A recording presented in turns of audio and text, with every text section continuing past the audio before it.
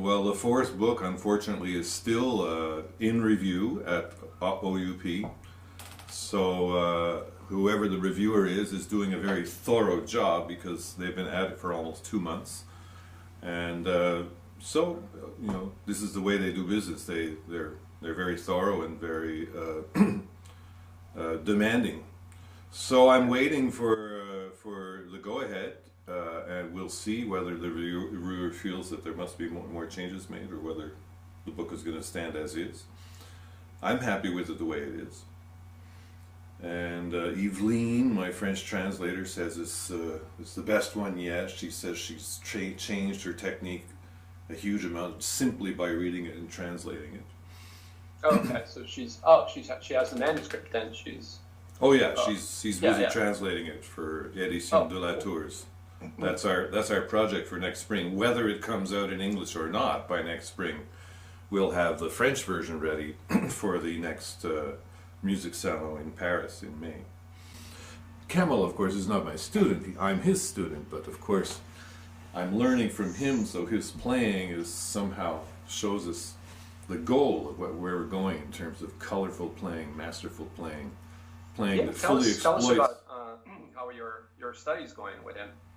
How is it? Any lessons you had recently? We're in the middle of a very intense set of lessons right now. Tell me about it. I'm seeing him every day. He's rebuilding my technique again from the ground floor up.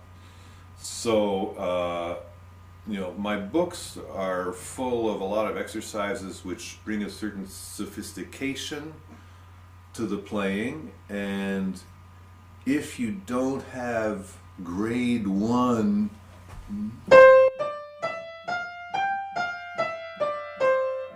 stuff hammered into you, if you did not have that hammered into you as a child, then you're probably going to be able to use my exercises to your benefit in any case, but I'm my own worst student in a way because I still have a certain degree of ground floor foundation work to do.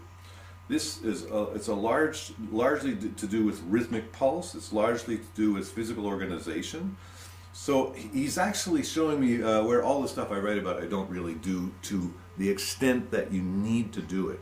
So there's a certain simple intensity of the application of the ideas which is necessary to break through. Richter said it years ago. He said if you can't cook eggs if the water's not boiling. Lukewarm water will never cook an egg. And somehow with him in Miami and me here, I've sort of lost that intensity. Although I do think that I bring it to my own students, that you see that intensity in my lessons. But what we're noticing now, he says that when he works, and he works this way himself, he runs things, like he plays through about 80% of the time and practices things in preparation for that about 20% of the time. And I would be generous to myself to say that for me it was the opposite. 80% practicing, 20% running through. I think my running through percentage is probably even lower than 20%. Well, and we're seeing... Is he like drilling you on things, or is he like making you study the score? No, that's what I remember. We study the score. We study the score, but at a certain point it's okay, play this this famous run scale, which I still haven't mastered in the Bach, the B flat major prelude and fugue that we're doing. He'll say, okay, let's do this exercise and let's run it with a skeletal touch, and then let's run it with curled fingers,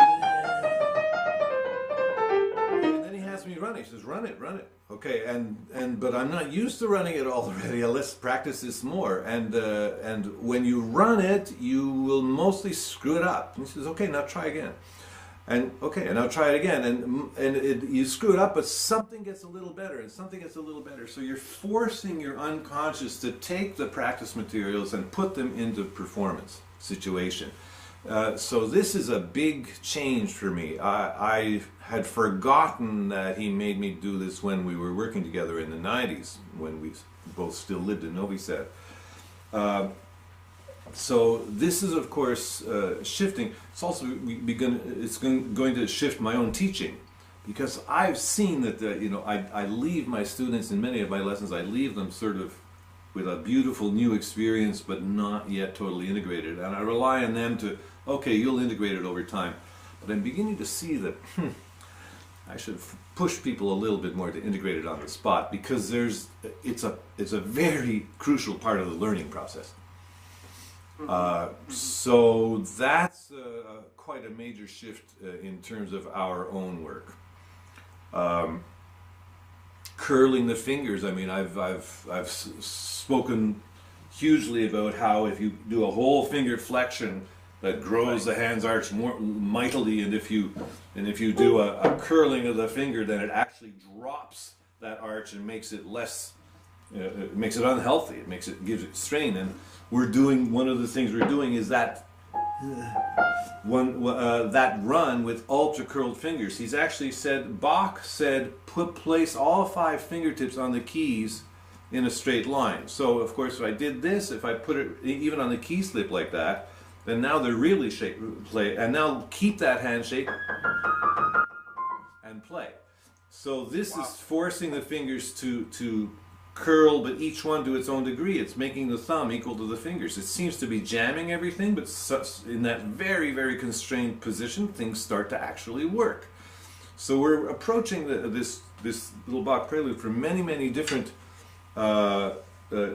positions. One of them is he notices that I don't curl my fourth, so I'm going to play very quietly so that your sound doesn't cut out. But I don't know if you can see how much I'm curling my fingers. So the fingers are ultra, ultra, ultra curled. But somehow the metacarpal phalangeal joint is still functional. Kemal is still totally enthused with Bach. He showed me the other night. Of course, the lessons, they remind me of Gary Graffin's lessons with Horowitz, who, he would go and play and they have a lesson, and then at the end Horowitz would say, "Are you familiar with Scriabin's Fifth Sonata?" And Gary Graffin says, "Well, yes, maestro, but, well, did you ever think about this thing?" And I can't really play anymore, but let me show you something. And then he whips off Scriabin's Fifth Sonata, for Deutsche Grammophon. And so Kemal's been, after the lesson, he's working on the Italian concerto. He's redoing the Berlioz Symphonie Fantastique transcription by Liszt. He's rethinking it after his performance in Novi Sad 2 weeks ago. And he's showing me all this stuff. So the Italian concerto is so full of syncopations and off rhythms and weird asymmetrical rhythmic stops and starts, and when you inflect all that, it makes it so playful and so different from what everybody does. Like, everybody plays the Italian concerto so much in the box, and he's got ba da da dum ba rum ba da da da ba da da da da da da da da, and but he's throwing in different syncopations in different hands, and it's just, he says, "Oh, it's really difficult to do this," because every time you throw a syncopation, it throws you off the regular beat. So it's but he can, he's doing it, and it's just a sheer delight to hear him and watch him and hear him explaining things to me. Yeah. Oh, so is there any way you can record I'm lessons sorry. with him? No, no way. Yeah, no, I would love to, but he's pretty private about that. So. Yeah. Oh well. Yeah. That's too bad. Yeah. So all I can do is absorb from the master and pass it on in my own work in the best way possible, and let you guys know what's going on. He's thinking more and more in terms of color, and color in terms of expressing characters and emotional states. So and he's seeing more and more how it's a necessary stage. You have to play the piece correctly. All the notes have to be in the right place, the rhythmic pulses. But he says that's just a starting point, and if you don't, it's like a black and white picture. If you don't bring color to it, if you don't then go against all the rules and make a breath here before you play that phrase, And as soon as he's doing those breaths and things, the thing just comes to life. Like it leaps into color, like, you know, the Wizard of Oz in the middle of the movie when Dorothy ends up not in Kansas.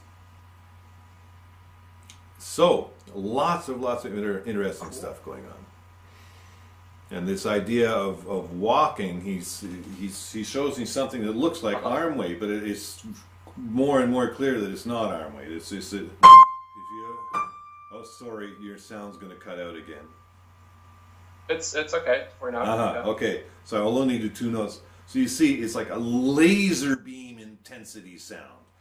And it looks like I'm thumping my arm. I'm actually not. It's like all the tubes, the pipes, the bones are like pipes inside a tube, and the tube is this sort of fleshy liquid surrounding the pipe. And the whole thing just aligns itself to the key, and then the next key, and the next key. And you don't even come out of one key before you get into the next one.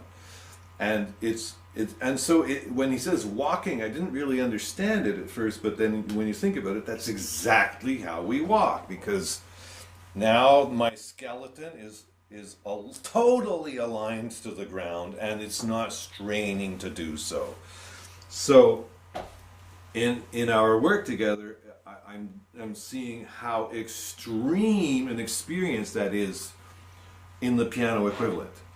And there's a lot of energy put into it, a ton of energy. And it gives this laser-like intensity to the sound, and then it's being able to move the fingers and not lose a sense of connectedness. And it's also to get the sense of connectedness without introducing any sort of sense of weight, even though it seems like a weighted touch. So it's living in this contradiction, in this seeming contradiction. It's living a paradoxical existence, where the sounds are amazingly strong, and the hand has to have an amazingly strong sense of itself. It's working like a bugger. I mean, it's working amazingly. There's all sorts of muscles all the way up into my back which are being worked out unbelievably. And it's still not stiff, and it's not stiff, of course. Injuring itself. No, it's anti-injury. It's totally everything is getting activated in the way it needs to activate. Look, I mean, look at Usain Bolt running the 100-yard dash. I mean, the activation is immense. You know, there's all sorts of extreme muscular activity going on, but it's well organized. So of course he's not going to hurt himself.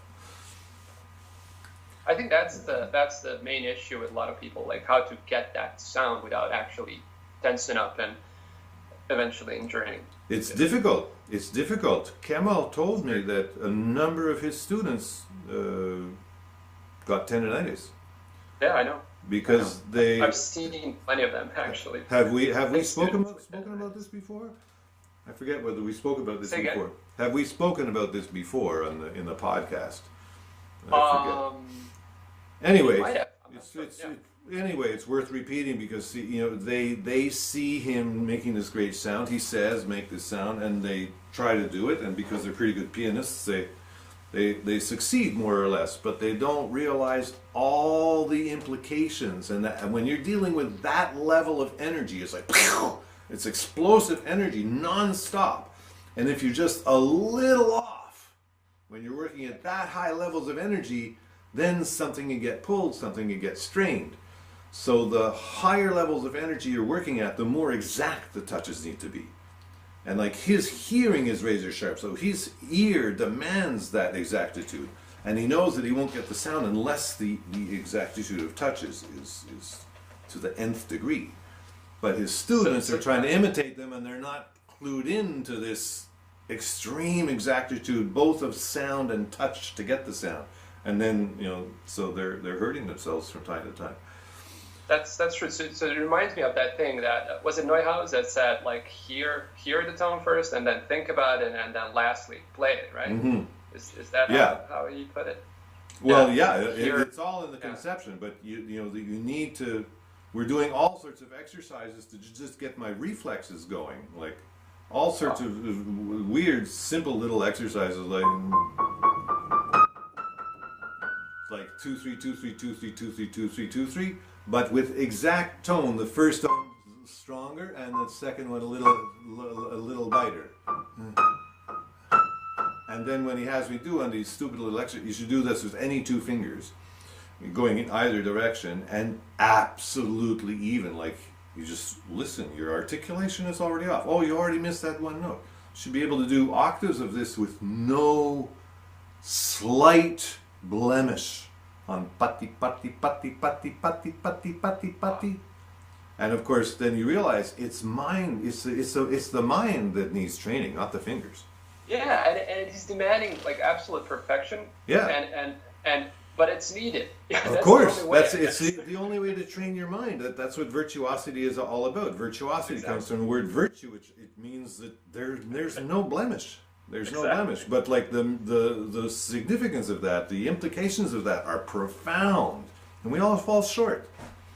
Yeah. So it's you're just hanging around him, and he's been extremely generous in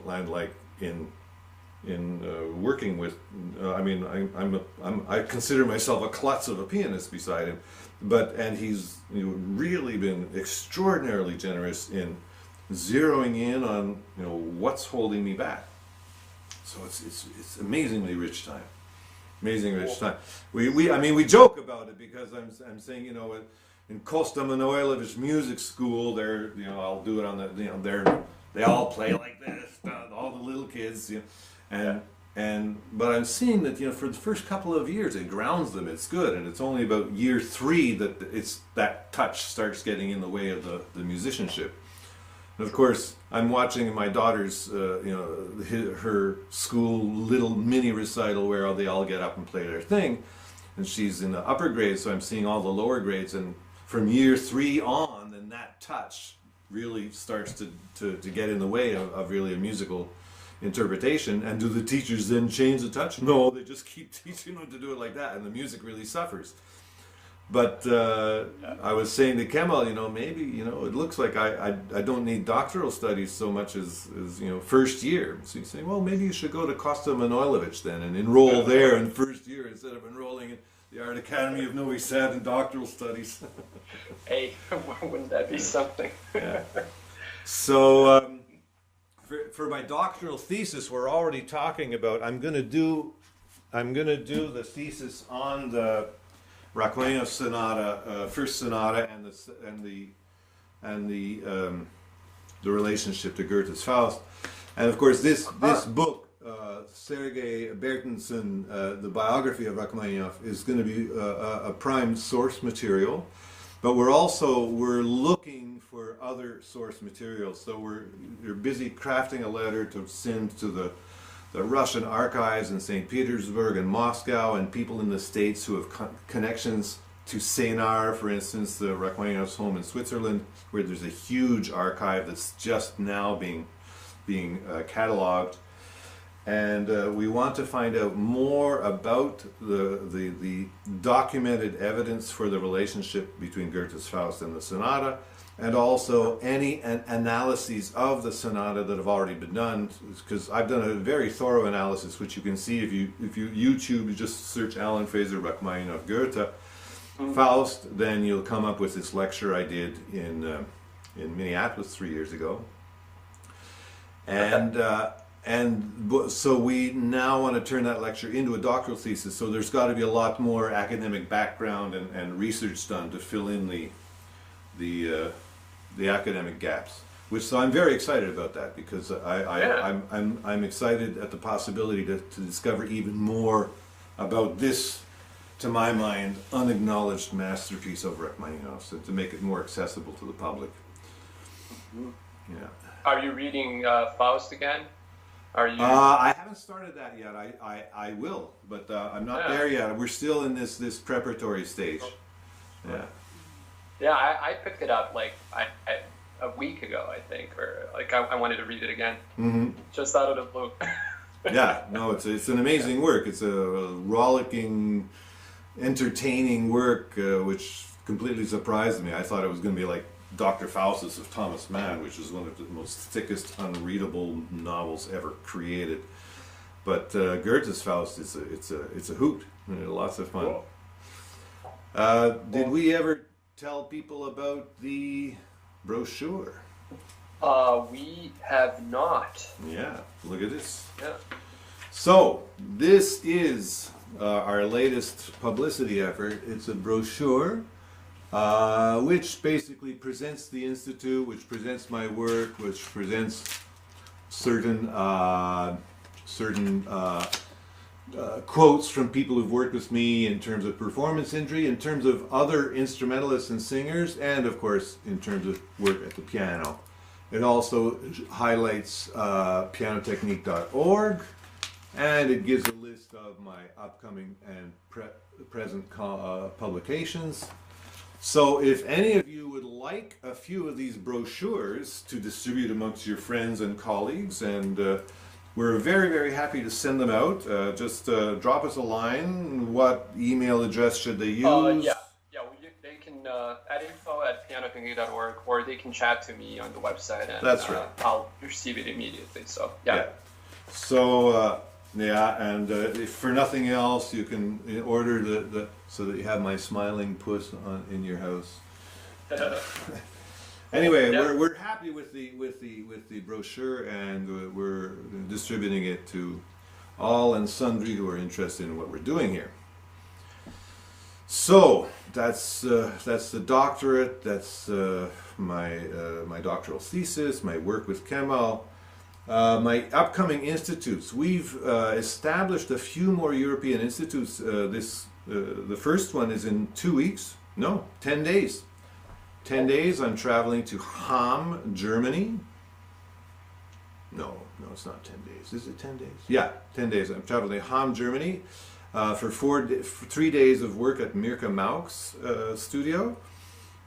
She's a very fine pianist and Feldenkrais practitioner, and we work either in her home or at her studio. No awareness through movement lessons, but functional integration lessons if people want them, and piano lessons. We've already got a fairly full schedule, but there are still a few places there. Then Montreal, Burgundy, not Montreal, Canada. Montreal, Burgundy, we've got 6 days there, and that institute is still quite empty. So if you're interested in some last minute, Montreal is simply wonderful. It's a dream 13th century medieval village with Christine and Graham Batty, this lovely English couple, hosting in beautiful luxurious chambre d'autre, or the gîtes, the cottages where we live. And it's a wonderful Blüthner piano, a really, really wonderful atmosphere there. We always have a good time in Montreal. And then after that, I'm in London for 5 days in February, middle of February. And before that, I'm in Geneva. I'm going skiing in Geneva for a week, February 4th to 12th, and I will be in Geneva for a short period, some point during that ski week, to give some lessons and hopefully pay for my trip. Then in April, it's Eitorf. And then, March, Eitorf is the end of March, and then we have a new institute in Heidelberg, April 20th to 22nd. And I've managed to schedule that so that I can hear Thomas Hampson, the great baritone, sing in the Heidelberg Spring Festival, April 19th, the Thursday night. Then we have the 3-day institute, Friday, Saturday, Sunday. And Saturday night is the closing concert of the Heidelberg Spring Festival. And the Mahler Chamber Orchestra is playing Schumann's First and Beethoven's Seventh Symphony, and I've got tickets for it. Nice. So that's my little combined work and holiday in Heidelberg. I love Heidelberg. Heidelberg is one of my favorite cities ever. It's just I'll see reeks if I can of learning down there around that time. Pardon me? I'll see if I can meet you in Heidelberg around that time. That'd be great. It's not so far from here. It's Jens Schlichting. I've done many workshops at Jens' studio, and I'm happy to be going back there. Cool. Yeah. Then May 8th, Paris, and May 22nd, Leusden. Cool. And then I'm off to America for the summer for my 4 days in UMass and 4 days at Concord, New Hampshire. Then a week in Salt Lake City and a week in Ottawa. Oh yeah. Super cool. Beginning of April, 2 weeks in Washington, D.C. If anybody is interested, these are not, this is my first appearance in Washington, D.C. If anybody's interested, these are not standard institutes. I'll be presenting at several of the universities and for several of the music teachers associations, and giving lessons at Marjorie Lee's studio, plus a weekend in Arlington. So there are lots of opportunities to sign up for a lesson with me there if you're interested. And all of these are up on alanfraserinstitute.com. All of these are at alanfraserinstitute.com. That's right. You know, the other fascinating thing, actually, when we were talking, we've talked about millions of things, but he told me that, you know, his amazing technique, that's not a natural gift. That was the result of hard work. I was so amazed to hear that. And he told me when he was 15 or something, somebody sent him the Liszt Hungarian Rhapsodies. All 19 Rhapsodies. A big score, you know, a big book full of the Rhapsodies. He opened it. I was so mad. I couldn't play this.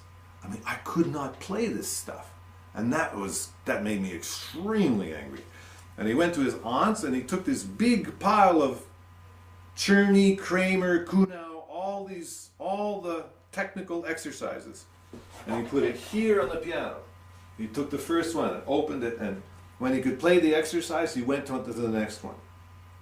And when he couldn't play the exercise, he did not go on to the next one until he could play it. And then when he finished that book, it went on this side of the piano and he'd start the next one. He said it took him 2 weeks. He did the whole pile of books. That means he did all of Clementi Gradus ad Parnassum, all of Czerny, all of Kramer. Just went through it and did not, you know, go on until he could play each one to his satisfaction. And then he went back to the Liszt Rhapsodies and he could play the Rhapsodies. So, like, can you imagine the obsessiveness of it? I mean, you almost think it's sick, but actually it's genius. It's like you see something, you have a goal, you have an objective. You cannot fulfill your objective. You do what needs to be done in order to be capable of fulfilling your objective. It's very simple. Very simple. Yeah. Very simple, yeah. But of course, that may entail a huge amount of work, but do it. I mean, either at the end of the day, you have what you wanted, or you have the reasons why not. It's your choice. Yeah, he told me once, he said, like, if you want to be a pianist, like, you really, you know, have to want to do it, or something like that. Like, I don't know, like, you really need to, like, want it. The desire has to be intense. Yeah, crazy. I mean, so we're all here figuring out how to up the intensity of our desire. Really. Yeah. Exactly. Interesting process. It'd be nice to mention that we quietly launched a new store. We should mention that not so quietly. The new store is up and running. That's right. Yeah, I'm very happy with the new store. I mean, it's still it's a bare bones kind of thing, but we're probably going to leave it that way for the most part. All our products, we still have our Christmas sale going. So if you're really quick, I'm going to leave the Christmas sale up until Serbian Christmas, which is in 4 days. So if you make your purchases soon, you can get the 25% discount off. I'm probably going to free shipping. And plus free shipping. And I'll probably, when I put the prices back to normal, I'm probably going to leave the free shipping as a sort of a standard thing. But in any case, that's the new store. Kemal's CDs are on the store. Now, we haven't got complete documentation for the CDs yet. We don't have all the track lists and everything, but each one of them is a wonderful CD, exemplary of his playing, and the DVD. So those are also on the store. I'm going to add, of course, my new materials as they come along, but also anybody who's passed through my stable can add their materials to my store. So now Lada Valesova, she's a Czech pianist, a very fine pianist who lives in London, and she's just put out an album of Czech vocal music. She's playing piano with 3 or 4 really, really fine Czech singers, and the music is really, really great. Like, I'm sort of pretty down on modern music, atonal music and all this stuff, but there's a lot of great 20th century music that pushes the bounds of tonality without breaking it. And these songs are among the gems, undiscovered gems, and the album has received the European CD whatever Association's Album of the Year award. So we're very happy about that, and we're in negotiation now with her CD publisher to get that CD on our store. Maya Misty, Maya Alvanija. Anyway, Lada worked with me in London years ago. We worked in many lessons together, and she's really a wonderful pianist. Uses her arches amazingly. Maya Alvanovich is a former student of mine here in Novi Sad, and she's now a very fine jazz pianist with her own jazz trio. They're invited to perform in New York and Japan and different places. They have a couple of albums out. Only the first one is on my store so far. So this is Mirka Malk. It's her and her lovely family. That's her two kids, and Volker, who's a very fine psychiatrist. He's doing all sorts of interesting work with creative ways of interacting with young kids who have problems. And my Christmas card from my Auntie Nono, and a Christmas card from Stan Hooper in Minneapolis. And we've got people all over that we try to stay in touch with. And it's actually this Christmas I was noticing how many people who've come to my institutes and of whom I've become very fond, and they're very far away. So it's kind of like a bittersweet pleasure to remember these people and what a place they have in my life. Many friends in London and Canada, all over the States, all over different European countries, and you know, we work together on piano because we both love the piano and the music that was written for it, but we end up, you know, feeling close to each other and feeling a bond. And at Christmas time, I love the fact that you know, you sort of remember these bonds, and I also sort of hate the fact that we're also geographically separated, but I also love the fact that we can come together at Jovan's site and actually have a sense of community even at a distance. It's a wonderful thing. We're very grateful.